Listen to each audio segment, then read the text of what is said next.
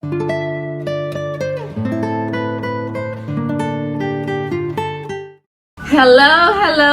everybody. Thank you again for tuning back into the channel. It is Mindful Healing Journey with myself, and I'm so excited to have you here as always. So let's just say it's Friday, y'all. So you know what that means. That either means you plan on chilling at home for the weekend or turning up for the night or turning up for the weekend. But guess what? Before we get into all of that extracurricular activities and excitement and extra drama, we are going to talk about something very, very serious. But before we get into all of that, let's just say that this week has been a very tough week for some people that I know, as well as a family member and a family that has gone through a sad and tragic moment of this week. Before we get into all that, let's just say, if you are new to the channel, go ahead and subscribe.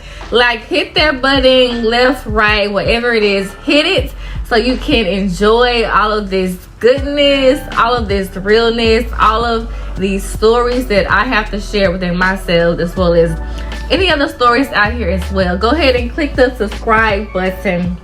Whatever it is, click it, because you do not want to miss all these stories that we have in store for you. And if you are returning, hello, welcome back. My heart is so warm with all of the excitement to know that you have got some type of insight, or you have felt some type of way in your heart to know that you can relate to the things that I'm going through and know that it is okay. And to know that no matter what, baby, we win at the end of the day. There is no dark place we can be stuck in, because there's always happiness on the other side. So I know I'm pretty excited for this first half of the video, but it's time to get a little bit serious at the moment. So this week, if you do not know, I currently live in Memphis, Tennessee. And Memphis has, for me, I know it's probably happened before, but I think this is the second time. But Memphis has really dealt with a tragic situation this week for a family member, a family. And to know that this has happened, it is not easy to cope with these circumstances. So I want to say the topic of today is actually suicide. And it's a topic that we have not talked about. It's a topic that needs to be heard and needs to be listened to from those point of view. And it's a topic that does not need to be taken easily or in a funny manner, because we always joke around and say blase this, you in Lakeside or you in a crazy house. No, that is not funny at all. The thing is that suicide is real, and suicide needs to be taken serious. And so we have had a young man, I want to say young because you are not old until you cannot literally walk anymore, but we have had a young man by the name of Harry Barret, who jumped off the bridge in Memphis, Tennessee, and has ended his life. And I'm not sure what the circumstances was leading up into the event. I don't want to say anything per se because I don't want to get anything wrong. But the matter of the fact is that Harry Barret, 56 years old, ended his own life Tuesday morning in Memphis, Tennessee, jumped off the bridge, and at that moment did not care about anything else but I want to kill myself. And saying those words that I want to kill myself is a very,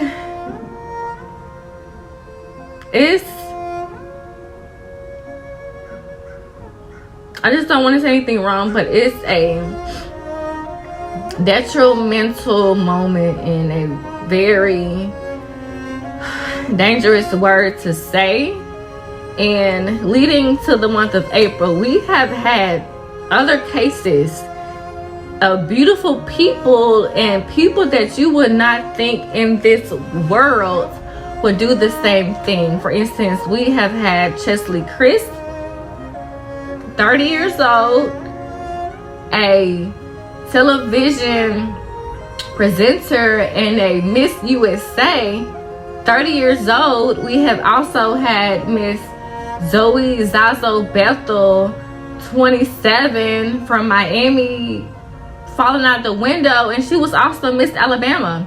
So these things that we don't think happen can happen each and every day. When you look at these people, I don't really know the full story of Mr. Harry Barret, but looking at the stories from Cheslie and Zoe, like, you would never think that these people go through these certain things. And I myself, I'm a witness of actually thinking suicidal thoughts, thinking I should not be here, thinking that I want to kill myself literally every single day.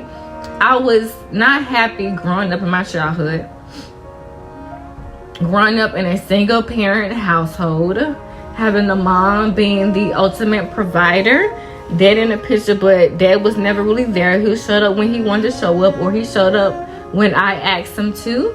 And I was missing that very important part and piece in my life, was stability and love and communication. Like, whenever there was instance with my mom and dad, when they were together, it was always an argument. That's what stuck in my head. I was always the middle person, like a tug of war, going from mom, dad, dad to mom, mom, dad, like back and forth, back and forth. And I always knew that in that household, both of them, was always anger. It was always sadness. It was always disappointment. And I was never ever happy, because that is what all I saw. And being that I was a single, being that I was an only child, I was never really able to talk about my feelings to someone who I feel like they can understand, because I'm the only child. Who else do I have besides my best friend? And then when I resort to thinking about my best friends or talking to my best friends, it was like I didn't want to upset them, because at the end of the day, we all go through our own circumstances, we all go through our own situations, and I never want to put the burden on them to know that, hey, I'm suffering and I really need you, because I'm literally crying and screaming every single night, because all I know is fights, all I know is unhappiness, all I know is dysfunctional family and living in a situation that I cannot control. And so the thing is that I needed an outlook. I needed somebody, and I needed an outlook. And when I finally found it, it was poetry. Poetry was my outlook, and poetry was my peace of mind to keep me sane and keep me focused. But honestly, the poems I wrote were dark. They were extremely dark. Like, every poem did not have a sunshine. Literally, I was screaming and crying about dead rodents or clouds and rains and storms. It just wasn't pretty. It was not pretty at all. And I know that I cannot be in this place and be happy for a very long time. I know if I continue to think about these thoughts and think about these situations, that I will only end up in a dark area. And honestly, excuse me. Woo! I ain't got corona. Sorry, excuse me. But honestly, like, that's what I did. Like, I continue to be in this dark ass place for years, going from newborn to, I want to say, what year was it? Going from being born to 2014. I think I was 22 years old at the time. 22 or 21 years old at the time. I was literally in a dark place throughout all of those years. I was in a dark place where I was pretending to be happy Like, if you know me, you know I'm always like, ha ha ha, yeah girl, yeah, whatever. I was always like the funny, cheerful, like grateful friend and encouraging friend. But honestly, yeah, I was like boxing inside of my chest. Like, I was literally boxing every single day because I knew the happiness that I wanted, but I just wasn't feeling it. So I tried to pretend that I was somebody else and try to pretend that this is the person that I should be, not knowing that this is the person that I want to become. But I did not have that foundation from the beginning of my childhood to really tap into those things that I really wanted to become until 2014. 2014 was a very important time in my life that I finally woke up. I finally woke up and realized that my life mattered. And I knew that I had a purpose, and I had a vision and a mindset and just an overall experience that I knew my story would not go in vain. I knew that I had to help so many people. So 2014 was a time in my life where I actually tried to commit suicide. And weirdly to say, it was honestly the best decision I have ever made. Because if I know that if I did not try to do that, I would continue to be in the same mindset. And when you're stuck in this mindset, it is a dark ass place. Like, all you see is pitch black dark. You don't care about anybody else or your feelings. All you want to do is literally have visions of stabbing yourself in a knife, shooting yourself in the head, slitting your wrist. Like, you do not care about anything at that moment. All you care is nobody would love me or care about me if I'm not here. And so it may sound a little weird for me to say this, because it just may sound weird for me to say this, because you may not understand what I have gone through.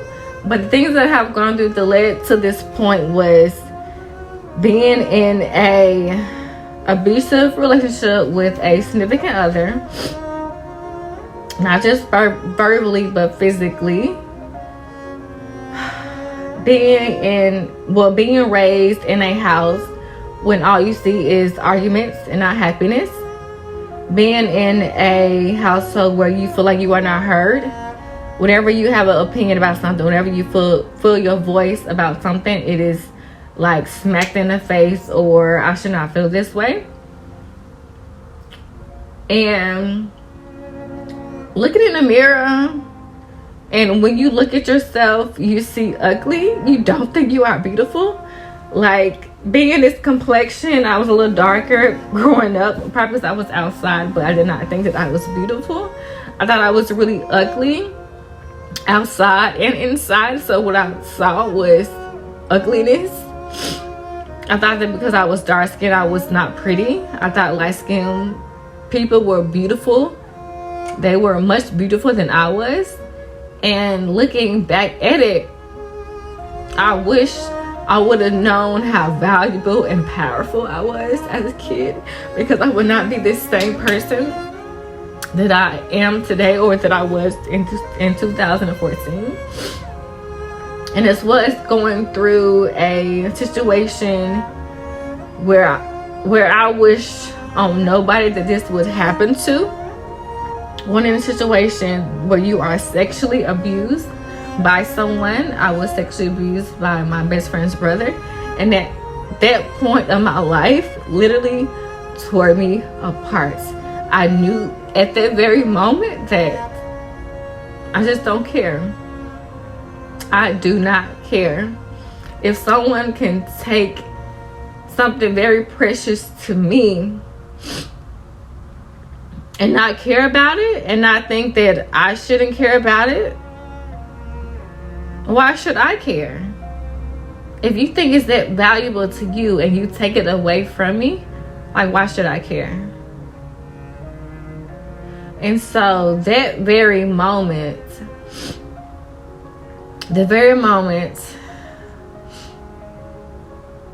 I was just done with life. I was just really done with life. And I may be going in circles around this story. I may be going in circles, but I'm just really literally talking. What's that song that says talking at the side of your neck? I think it's the Memphis thing. Talking at the side. Talking. I don't know. I don't know. But anyway, I'm just literally talking about my experiences, my feelings, my emotions.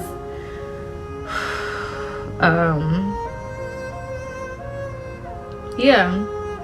But the crazy thing is that I not only wanted to end my life in 2014, I have literally thought about it for years.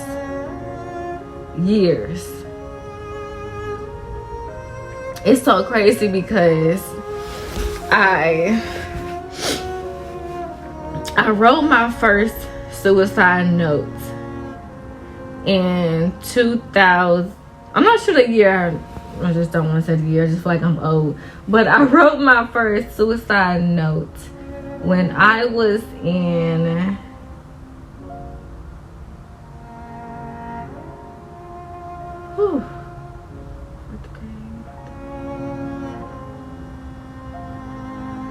I want to say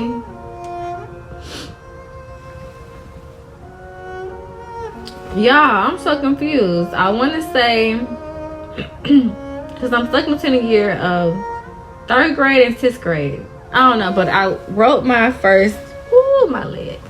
I wrote my first suicide note in 3rd grade or 6th grade. I can't remember, but I know it's not 4th or 5th. I know it's not. But I wrote my first suicide note. And it was crazy because our teacher at the time asked us to write about something in our life that we love. Something in our life that we care about. And y'all, the safest thing for me that I cared about at that time was literally ending my life. I wrote this story of how I hated myself, how I wanted to just be done with everything. I did not care about nobody. While other people are talking about cats and dogs and sunflowers and everything else, I took the time to write a suicide note to my teacher. And it did not turn out to be the exact thing that I wanted to be, because I wanted her to actually hear me and understand what I was going through. And I wanted to make sure that it kept, I wanted to make sure that whatever I said was between me and her. But matter of the fact is that when something happens like that, you have to talk to the parents. You have to find out the resolution of what is going on and how can I help this child, because this child is not actually happy. And it was very hurtful at the time, but it was exactly what I needed. But at the same time, I didn't care to talk about it to them because I feel like they didn't really understand what I was going through. And for someone who is in that mental state of darkness and suicidal thinking, you can't really understand what they're going through because you're not in their shoes. You may see blue skies and strawberries, and I may see dark clouds and weeds going through. It's two completely different comparisons, and you just cannot put those two together. And so I am more comfortable talking out loud about my situation because I know that there are so many people out here who need help. I mean, I still need help. We go through different circumstances each and every day. We go through depression, anxiety. We go through heartbreak. We go through relationship trauma. We go through childhood trauma. We go through just being a good person in general, and the other person may not see that. We have to be able to actually say and be open to know that whatever we're going through, it is not okay if you're not okay. We always ask our friends, hey, how you doing? I'm good, girl. I'm okay. No. How are you doing is the question. How are you really doing inside? I don't want to know how you're doing for today. Like, I woke up this morning, went to the gym. Blase. How are you doing, girl? Tell me what's going on in your life that you may be struggling with, or you may just not be happy. Like, you literally may just not be happy that day. Tell me what's going on in your day. And I have to say, communication is not the best thing for me, but I have grown to learn to be more vocal about my emotions and opinions and situations. And it has helped me a lot. And certain things I'm just still learning, because I have been in this situation for so long that I have not been able to verbally communicate when it's time to talk about my feelings and emotions, because I'm always so worried about the other person. But we just have to learn to say, I'm not okay, and this is what is going on with me right now. This is what is affecting me in my relationship. This is what is affecting me and my whole well-being of me being the best version of myself. So learn to say no, I'm not okay. Learn to say, I need you in this moment, and I know that if I talk to you, I can be better. And I want to say this too. We sometimes joke around all the time about suicide or suicidal or going to Lakeside. Like, I was that person. Like, I was that person who woke up in the hospital after trying to commit suicide, which is what's the best thing in the world, because I'm so much a better person right now. I know that I am worthy of so many wonderful things, and I know my value at this moment and then at the moment too. And I just want to say, walking in those walls and walking and seeing those people, you start to think of yourself as if like, hey, I'm not crazy. I'm not this. I'm not that. I just needed more guidance, and I needed more attention, and I needed someone to actually listen to me and what I was saying. Like, it's not funny to joke around. If you want to say, you crazy, go to Lakeside. It's not funny. Because there are people every day walking around like zombies. I myself, back then, it's people walking around that are just so happy. And you never know what they're going through, because they can be really hurting the inside. And just because they don't vocally speak that out, you need to know what is really going on with them. And so, it wasn't fun.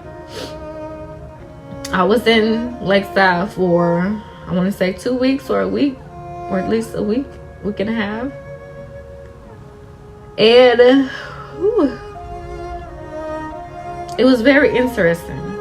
It was very interesting getting the other's perspective on how they were thinking.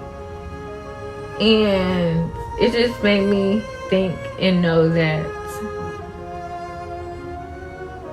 I'm a lot better than them, but we are not in no type of comparison, because we are all the same people. We just do things differently, and I needed guidance, and this person needed more guidance as well.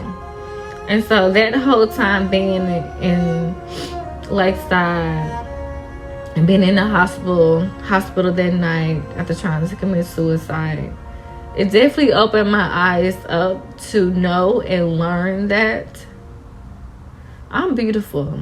If I don't like my skin, well, heck, I'm beautiful. Maybe dark skin, maybe 3 tones, light skin, medium skin, dark skin, whatever you want to call it.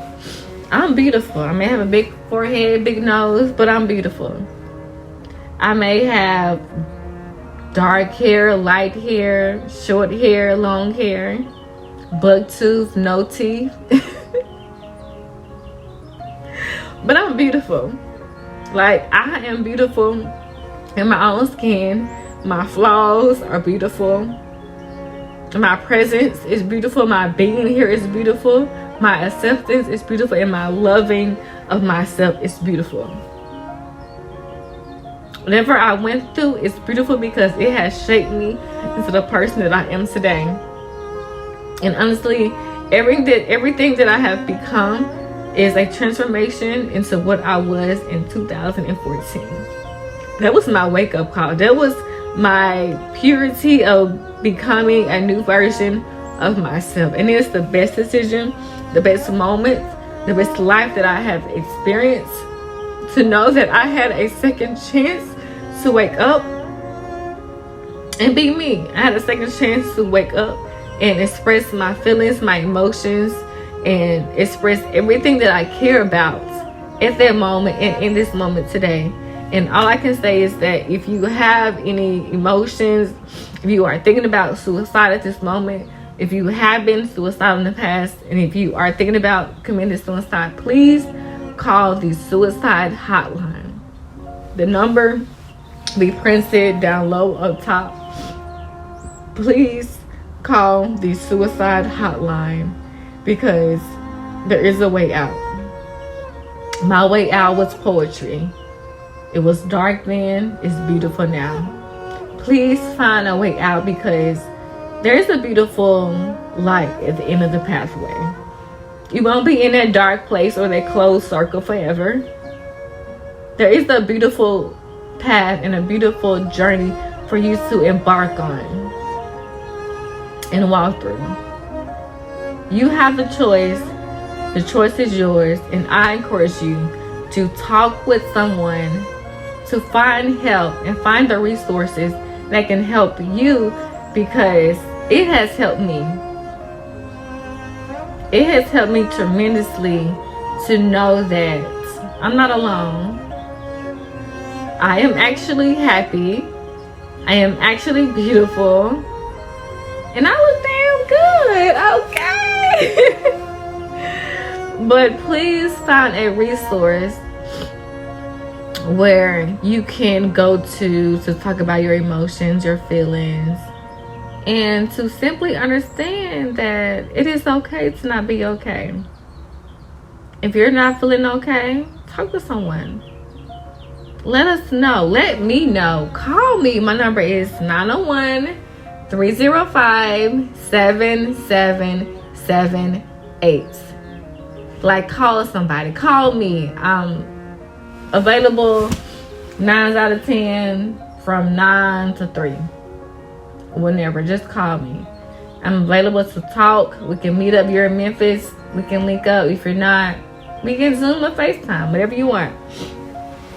Call me, and I would love to talk to you about whatever you're going through, because I'm just a person who is here to share her mission, share her purpose, share her story, to help someone in the future, help someone now who is going through the same circumstances that I have been through. And so if you are here, I love you. I love you 10,000 miles away. 525,600 minutes. I love you that much. And so I hope you took something out of this experience today. I hope you look at me and know that I can get through it. This beautiful girl that you see in the camera, in the TV, on the laptop, on the iPad, on the phone, I am beautiful. I am worthy. I deserve to be here, and you need to feel the exact same way. So, I love you. Take care. And you are beautiful. You are worthy. You are strong. Have a great day.